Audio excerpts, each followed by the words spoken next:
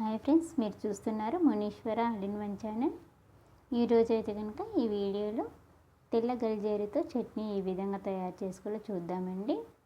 ముందుగా బాగా పండిన ఒకటి పెద్ద టమోటాని తీసుకోండి.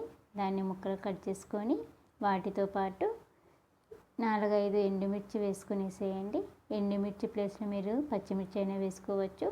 దాంతోపాటు కొద్దిగా ఉల్లిపాయ వేసుకోండి, హాఫ్ కట్ చేసుకొని. తర్వాత 4 రెబ్బలు వెల్లుల్లి వేసుకోండి. కొద్దిగా చింతపండు వేసుకొని ఆయిల్ వేసుకొని బాగా మగ్గనిచ్చుకోవాలండి. ఇవన్నీ బాగా మగ్గిన తర్వాత నేనైతే పక్కన పెట్టుకునేసి బాగా చల్లార్చుకొని ఇవ్వాలండి. ఓకే అండి, ఈ వీడియోలో చూపిస్తున్నాం కదా, ఈ విధంగా అయితే బాగా మగ్గనివ్వాలండి. తర్వాత పక్కన పెట్టిన తర్వాత అదే ప్యాన్లోకి కొద్దిగా ఆయిల్ తీసుకునేసి తెల్ల గల్జేరంతా నీట్గా శుభ్రంగా కడుక్కునేసి దాన్ని కూడా మగ్గనిచ్చుకోవాలండి. ఈ తెల్ల గల్జేరుని పునర్నవి ఆకు అని కూడా అంటారండి ఆయుర్వేదంలో. దీనివల్ల అయితే చాలా ఉపయోగాలు ఉంటాయండి. ఇది మనకి వర్షాకాలంలో బాగా దొరుకుతుందండి. ఎక్కడైనా మట్టి ఉన్న దగ్గర కానీ రోడ్ల సైడ్ కానీ బాగా దొరుకుతుంది. దీనికైతే తెల్ల పువ్వులు ఉంటాయండి. దీంట్లో 2 రకాల గల్జేరు ఉంటుంది, ఎర్ర గల్జేరు, తెల్ల గల్జేరు అనేసి.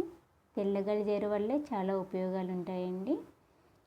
చూస్తున్నారు కదండి, ఈ వీడియోలో చూపిస్తున్నాగా బాగా మగ్గనివ్వాలి.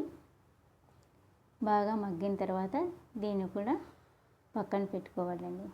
చూడండి, వీడియోలో చూపిస్తున్నాగా బాగా ఆయిల్లోనే మగ్గనిచ్చుకోవాలండి. మగ్గనిచ్చిన తర్వాత మనము మిక్సీలో వేసుకొని గ్రైండ్ చేసుకోవాలి. తర్వాత ఇందులోకి పోపు అయితే పెట్టుకోవాలండి.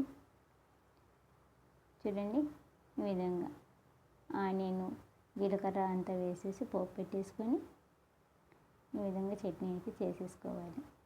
ఇదైతే రైస్లోకి చాలా బాగుంటుందండి.